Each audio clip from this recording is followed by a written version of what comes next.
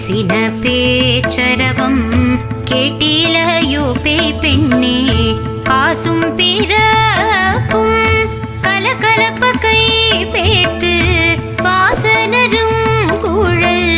ஆட்சியர் மத்தினார் ஓசைப்படுத்த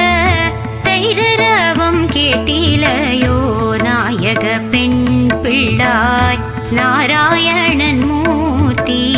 கேசவனை பாடவும் நீ கேட்டே